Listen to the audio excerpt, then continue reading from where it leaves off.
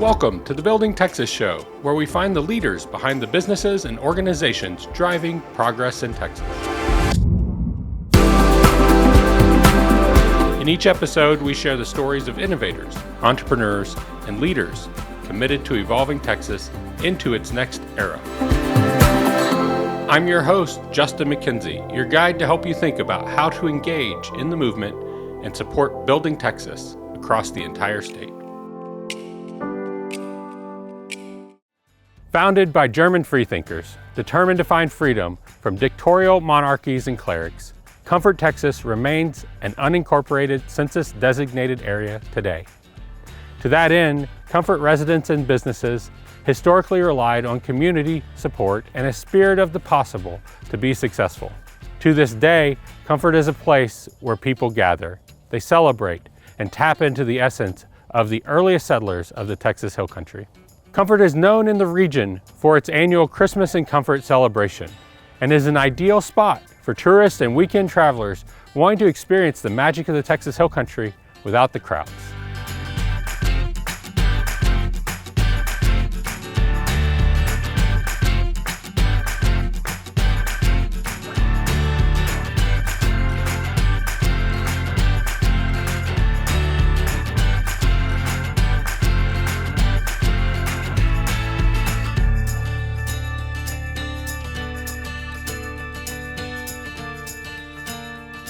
Welcome to this episode of the Building Texas Show. We're continuing our conversations in Comfort, Texas, and really highlighting the spirit of the community. When we think about Comfort, it is what I say is the last small town in Texas. It really is a state highway town, and you can go through it and miss so many wonderful parts of Comfort. We're sitting off of High Street today, but I'm really excited to be talking to a founder that several times over. You've done some incredible things in your background, but today people in Comfort know Dr. Bob Young as Bending Branch Winery. But how did you find yourself in Comfort, Texas? Well, Justin, thank you very much for doing these and for having me here today. So it's kind of a roundabout way that I ended up here. I had a career in medicine. And it's kind of ironic that my initial career was all focused on rural communities, rural underserved communities out in the coal fields of eastern Kentucky and West Virginia. And so I'm kind of back to my roots now in the rural areas after working in practicing medicine over the years, also not only in rural areas but in large cities. What got me here was family. Okay. My daughter Allison went to school in Atlanta, Georgia at Emory, and then she was hired by Georgia Tech in their environmental department, environmental research, and she was asked by Georgia Tech to come to San Antonio to be the lead for Georgia Tech in a joint project with Texas A&M. A sustainability project. And that was 20 years or so ago. And so she moved to Texas and loved it here, started a family, started a business after that grant was over with A&M. And my wife and I would come out and visit, and we inevitably, when we visited San Antonio, we would migrate out this direction, out into the beautiful hill country. And when I finished my medical practice around 2010, I wanted to be close to family, and she was our only child. So we decided to come to Texas, and I wanted to stay active. All my career, I've been an innovator. I've done new things. I've pushed boundaries. My wife says, you're always a few steps ahead of where you should be, but I enjoy doing that. Yeah. And along the way, over the years, my wife and I learned to enjoy wine, and we visited wine regions around the world, in the U.S. and in Europe. And I had developed a keen kind of taste, particularly for bold red wines. So when we came here, I wanted to do something to be active and creative and something to help the community and social. And I met a physician by the name of Dr. Becker, Okay. who's the founder of Becker Vineyards out in Stonewall. And he was kind of, I call him the Robert Mondavi of the hill country, because he really kind of put the hill country on the map with wine. And so got to know him and his wife, Bunny, who's now passed. And their wines were good. And I said, okay, if he can do that here, then we can do that here. Yeah. So we embarked on a mission to find a place that was not super far away from San Antonio, because that's where my daughter was living, and that we could grow grapes and then make wine. So we started looking mainly not for an area that was on a major tourism trail or something. We wanted to find a piece of property in a rural area that was optimum for producing quality grapes, and then we could make quality wine. Took about a year and a half. We looked at all kinds of properties between here, actually between San Antonio and all the way up to the Stonewall kind of area in Fredericksburg. And we found this lovely piece of land here outside of Comfort. And so one of the things that's great about Comfort is that people are very welcoming, they're encouraging, they're supportive. And how do we find that property? Well, so we'd heard about this winery called Singing Water. And some people told us there were really nice folks there, and they had a nice winery. So we ventured out to see them, and at that time it was owned by Dick and Julie Holmberg. So my wife and I were out visiting with them and was telling them about our idea of doing something similar to what they had done. But we had a really tough time finding a piece of property that kind of met all the criteria. The right slope of the land, good drainage on the soil, the proper amount of acreage and zoning and all those kind of things. And so Dick Holmberg went back behind the bar, and he pulled out this piece of paper and he said, well, check out this piece of property. And it's the one that we bought. That's amazing. It's the one that we bought. And, so we collaborated a lot together over the years. And also with the new owners out there in the same fashion. It's a very, very friendly kind of community. So we bought that land. We bought it in February of 2009, and we immediately started planting grapes. I had done 2 or 3 years of research prior about the kind of grapes to plant that I thought would grow in the Texas climate, because it gets hot here, right? Yeah, it's not your typical wine growing area. In it's not Napa Valley. No, the climate is totally different. So you have, in my view, you have to use science to figure out what's going to grow best, and then you have to use science to figure out how to make the best wine out of those grapes. So that's kind of a long-winded story, but that's how we got here. I like the story because it really does highlight why we're talking about Comfort, and it is the people in Comfort that are welcoming, that are neighborly. And a lot of people would say, oh, Singing Water must be a competitive place, but to the story, it's absolute opposite of that. Yes. They encouraged you, they wanted you there, and, Yes. and y'all aren't far apart. No, we're a couple of miles apart. But then you collaborate on other things like bottles and just the supply chain of your need.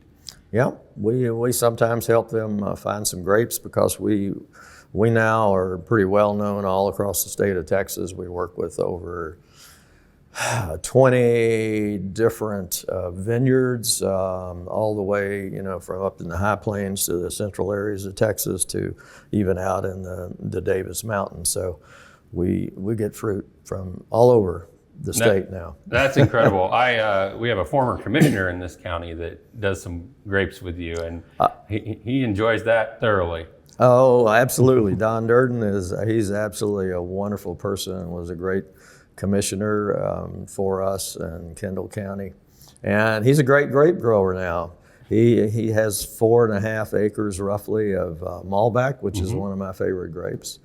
And we process all of those and make them into some pretty amazing wine. And there's some more things to come with that story, not to be told today, but there's things happening soon that are going to be really good for us and for the Durdens and for their vineyard. And we're looking forward to that next step with them. Well, I'm so excited, and I appreciate that we had the lead conversation with your daughter, Allison, who looks at sustainability and really built her career around sustainability. But then Bending Branch as a winery is known as a sustainable winery. And what does that mean? Well, sustainability means a lot of things. First of all, you're stewards of the land. So as an example of that, since the beginning, we have taken an organic approach to growing our grapes. So we don't use artificial pesticides or herbicides. We use everything that's certified organic. We have chickens that take care of a lot of the insects. Yeah. You know, the nice chateau poulet, we call it.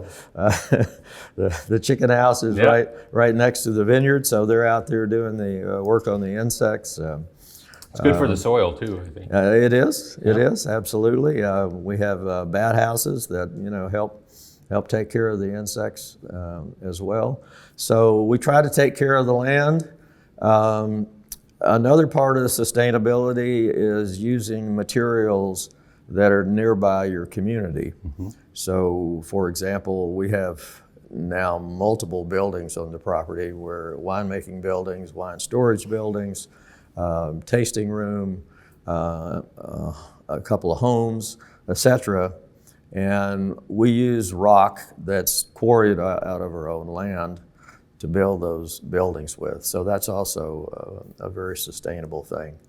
And even getting down to smaller things like recycling corks and using lighter wine bottles, and we stopped using capsules. I mean, it's a small thing, but capsules are just ornamental decoration on top of a wine bottle that has no real function other than looking pretty. So we save by not doing that anymore. We also hope to have solar in our future. We're working on some things in that area, but we'll see if we can make that come to fruition. Well, we are in cooperative land, so solar and those programs are encouraged by the co-ops, especially when there's a use case like what you're talking about. You have a very specific need for power and water movement that can be displaced by solar. Yes. And that's an incredible opportunity. Well, another aspect of sustainability has to do with people. And we're one of the biggest employers in this area. We have about 40 employees now. Okay. And so we do things like, it's not easy, but we offer health insurance to our employees. We have a 401k program for our employees. We have, really good benefits as far as vacation time and time off is concerned. So we try to do the right thing by employees, and because of that, we have people that stay with us and grow with us over a period of years. One of our first cellar workers has been with us now almost 12 years, and he's now a winemaker. He was just promoted to winemaker. That's here. Awesome. And we have people that live right here in Comfort that work here and have been here for many years. Our Susie Boswell, as an example, our wine club manager, she's been with us probably 10 years or so. So that's another part of sustainability. And just to kind of finalize, cap the whole thing off, community is another part of sustainability. And from that point of view, we have been long-time supporters, in particular of one activity here, and that's the Comfort Boys and Girls Club. Yeah. I started out my career in pediatrics, and I went on to family medicine and then community medicine and public health and other things. So children are really important and vital to our future. They're the ones who are going to make this community, a wonderful community for the long term. So we have invested a lot. We raise money at least a couple of times a year for the Boys and Girls Club. Yep. My wife and I funded the room that has all the technology center there. Yep. Because we want these kids to learn this. These are kids that, for the most part, don't have a lot of support at home, educationally or otherwise. So it's just a terrific benefit for our community. So that part, and we have our employees that are involved in, raising on their own part and raising money, for example, for the Comfort food pantry, as an example. Susan and Roy Dyer are doing incredible work with the Comfort Pantry, and I appreciate that community is part of your sustainability conversation, because people make up that community, and that's why we're in Comfort today, to really highlight so many of the wonderful people that make Comfort exist. And Comfort's unique because it's not a city, it's not a municipality. So it really does exist on people like you coming in, making an investment and creating an opportunity for success that a city typically would. But you're doing it individually and collaboratively with other business owners, other community leaders. And it's happening organically, and it really leans into the free thinker mentality that Comfort has had for 150 plus years. But I appreciate that you found Comfort, you've moved here, you've invested in it, and now you're changing the lives of the 40 plus employees. But you're also bringing kids out, teaching them sustainability around water capture and reuse, or tourists that come to your winery and they get introduced to all of these hill country principles on how do we keep a relationship between how we're using the land and then how we're giving back to the land. Yes. I'm glad you brought up the free thinkers. That's history is something that I love. Yeah. And this town is rich in history. Yeah, it's full of It's just full of incredible history. And the founders of this community, as you said, were free thinkers. And that also fit into my philosophy, We need people with open minds that are willing to reach out and do new things and be creative and collaborate together. And they were all like that, the folks that founded here. And for people who haven't been here, one of the things that I tell people to do is don't miss going to the monument. Oh yes, thank you for bringing this up. This is one of the, I think, a dozen monuments in the whole United States where the U.S. flag is flown at half-mast, 365 days out of the year, 24 hours a day. And it's because of the men who were heroes that fought against slavery during the Confederate War. And so and they gave their lives for a cause and a right cause. And just to put a further point, it is a Union statue. It is not a Confederate statue. And that's very rare in this part of the world, but it's very distinct to the original free thinkers and the culture that they were bringing, which was anti-slavery and more in line with the Union. Yes. And that is just a piece of Texas history that I think is often missed when people come through Comfort. And I appreciate your call to stop and understand that history.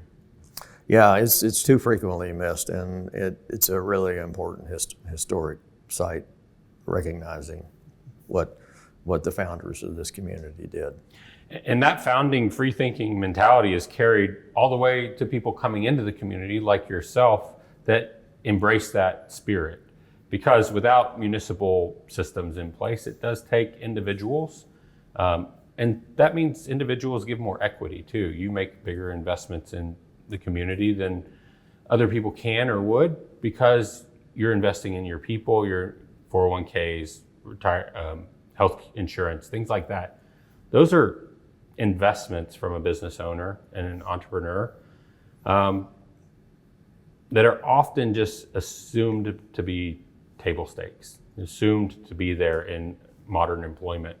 But that's not, especially in rural communities, that's not often the case. Unfortunately, it's not. I mean, it seems like, that's kind of like a no-brainer, and it is for most, larger scale businesses, but in the rural environment, in small family businesses, which we are, it's sometimes a challenge to do. And we have been making sure that, we did that. Particularly health insurance, to me, as a former practicing physician, healthcare is one of the most important things. If you don't have your health, there's a lot of things that you can't do in life. You can't support your family. It's a drag on your economics of your situation.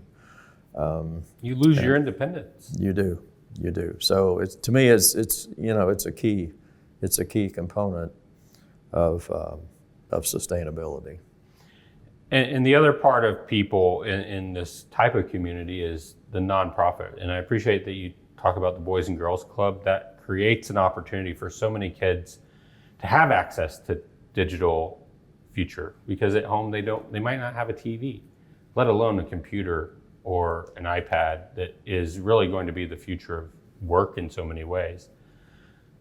As you think about the future in 2025 in the winery, I'm excited about solar and battery being added to your sustainability plan. But what is it that attracts tourists and your customers to Bending Branch and to Comfort in general? Yeah.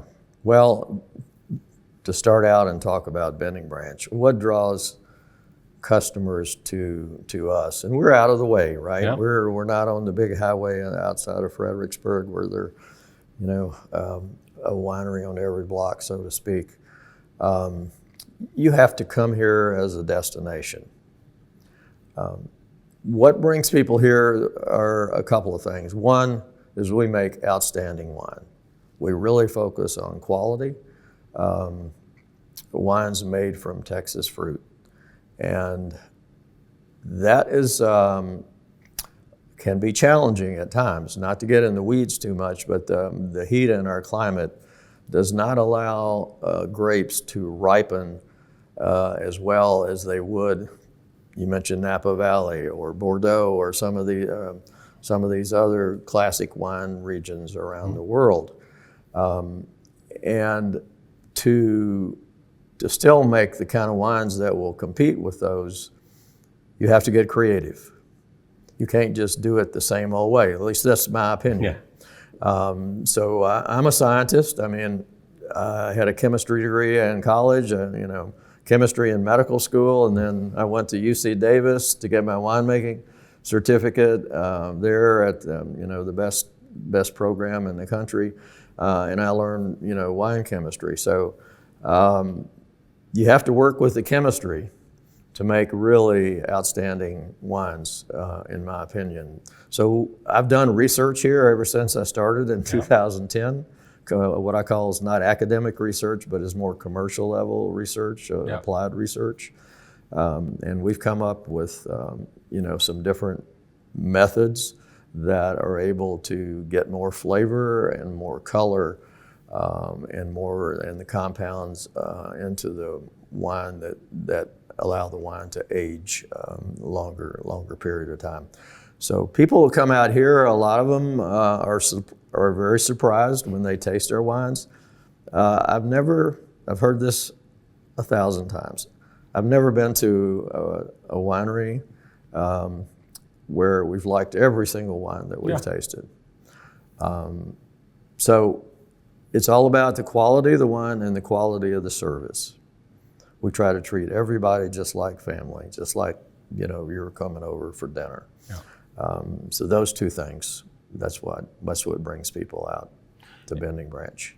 And the other part of that, and I want to highlight that you have Bending Branch on High as well. So you have a tasting room here on High Street, so people can come experience your wine without making it all the way to the winery. That's true. That's true.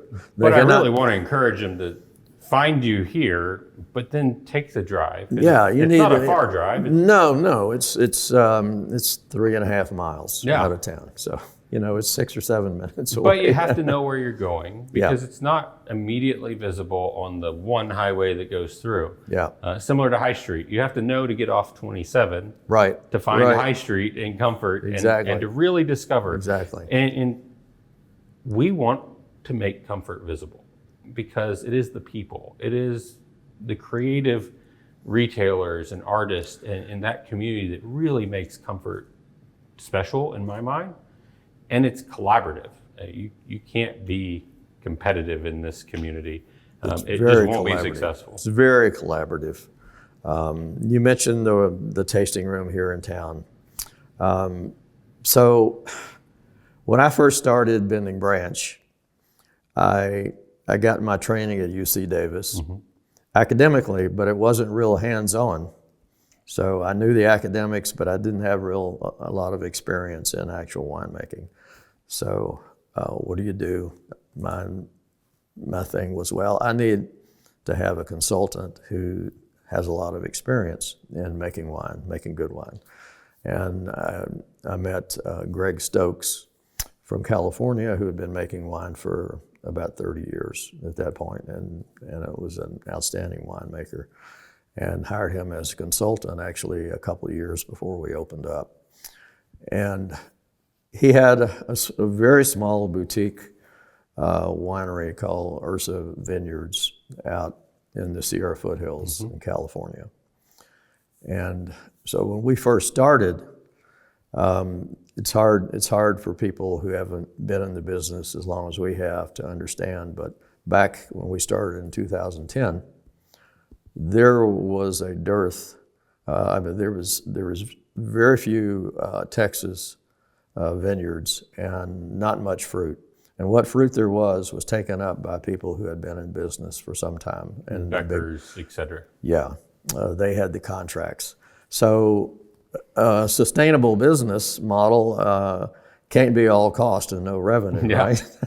So you can't wait for years for people to grow grapes, because the cycle for when you decide to grow grapes is, it takes about 5 or 6 or 7 years before you really start getting, grapes that you can use. Yeah. So we said, okay, we've got to start making wine while we're growing our grapes. And so we started making wine at Ursa Vineyards. I would go out, fly out there, and we would go out in trucks and pick up the fruit there in California, take it to Ursa Vineyards, where a consultant was, and we would make wine together. And so I kind of learned the hands-on process that way. But we developed a very close relationship over time. And they also were in a very isolated kind of area in the Sierra foothills, and didn't have a lot of foot traffic or tourism. And so they were great winemakers, both he and his wife, Deborah, but they didn't want to fool with the marketing part. They just wanted to make wine. Yeah. So we came to an agreement several years ago that we would purchase their brand, and they would become employees. And so we have the Ursa brand, which are California wines, and so it's kind of unique. We have a Texas family business that owns a California wine brand, in addition to making outstanding, Texas wine. So their tasting room is right down the street here. Yeah. And some of the best value that you can find in California wines are right here in Comfort. Right in Comfort, Texas. Right here in Comfort. So you can get Bending Branch wines there, or you can get the Ursa wines. And they're pretty much totally different as far as the different varieties and stuff that you can get from California versus here in Texas. As we're wrapping up our conversation and really thinking about the why on doing these conversations, it is to bring people to comfort, yes, to make people aware of comfort. One of the things I really appreciate is Christmas in Comfort. It draws a lot of attention, but it serves as an introductory experience, and people will come back. looking forward the year ahead, what would you tell a tourist, somebody searching on the internet for where to go on their next little road trip? Why should they consider Comfort? Well, lots of reasons. It's very unique. You mentioned it's the last small town in Texas. There's all sorts of things to do here. You can spend the whole weekend and have plenty of things left, that you can come back and spend another weekend for.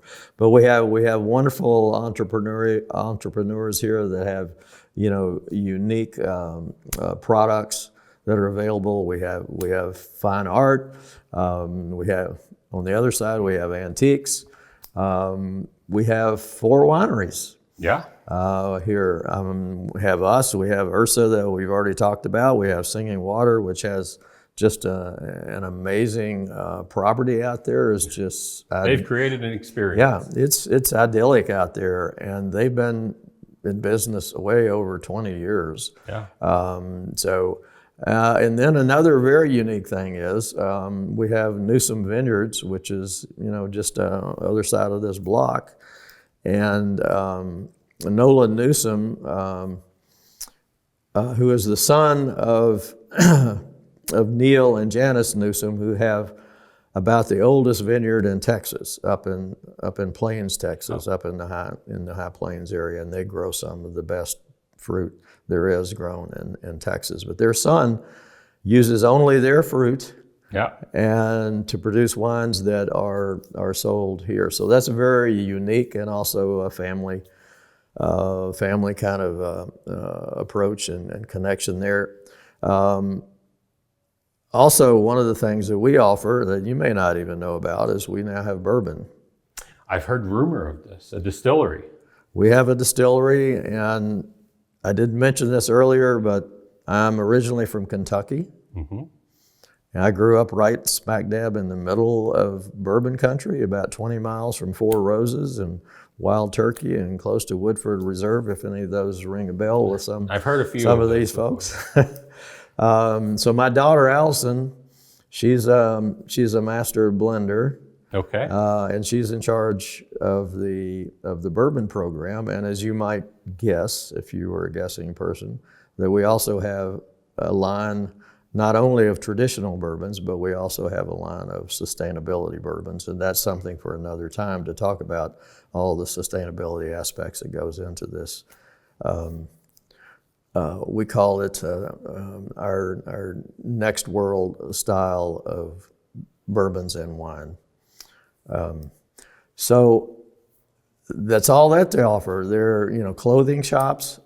We have a couple of the best pizza places in Texas right here. Incredible pizza places. La Calabria, which is not far from us, just down the road, which is an Italian style pizza. And then just across the street over here again is Comfort Pizza, which has, the secret yeast. Yeah. That call ahead and make reservations on your Saturday pizza. Exactly. So it's gourmet level pizza. I was amazed the first time. I did not expect that, but I was so glad that somebody told me to make that reservation and try it. Yeah. So we have all those things to experience. We have wonderful lodging. The Giles Hotel down the street is, there's none.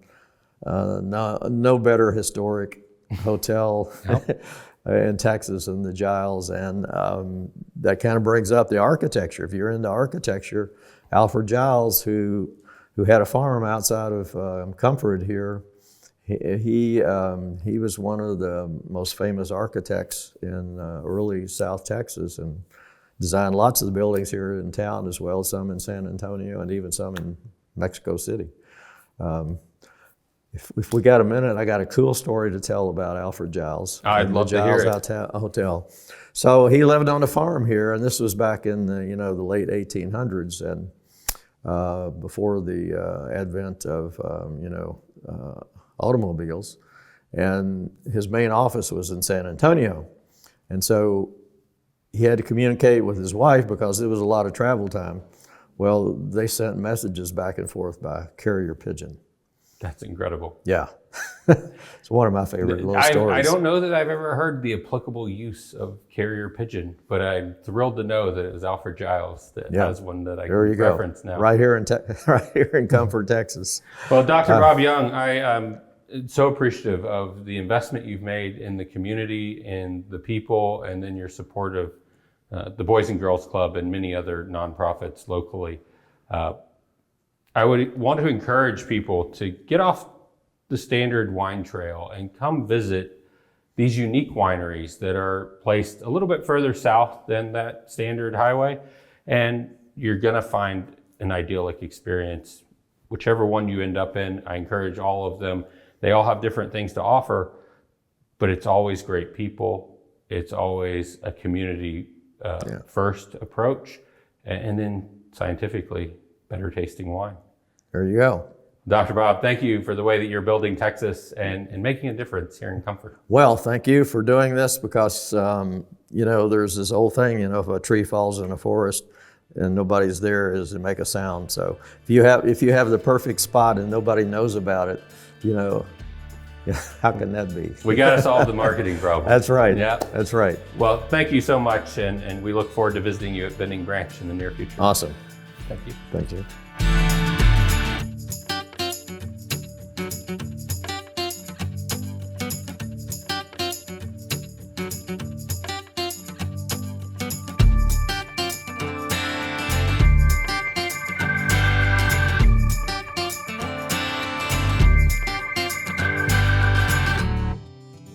Thank you to all of our sponsors who have helped feature Comfort, Texas on the Building Texas Show. Please visit comfort.buildingtexasshow.com to learn more about these sponsors, Comfort, Texas, and to plan your next road trip into the Texas Hill Country. To learn more, visit our website, buildingtexasshow.com. You can also connect with us on Facebook at Building Texas.